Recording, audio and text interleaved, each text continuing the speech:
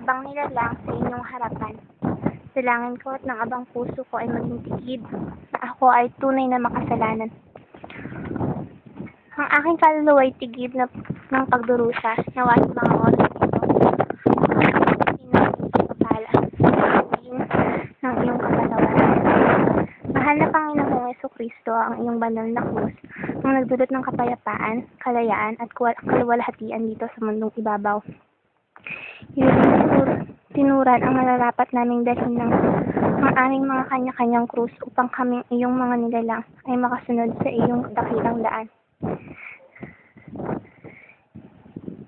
Itulot po ninyo, mahal na Poong Jesucristo, na sa pamamagitan ng inyong banal na krus ay ako ay iyong gabayan sa aking personal na pangangailangan sa mga sandaling ito, upang ang katulad ko na isang makasalanan ay maranasan ang kaluwalhatian ng iyong muling pagkabuhay. Ang lahat ng ito ay aking hinihiling sa iyong banal na pagpalang pangalang Jesus ng Panginoon.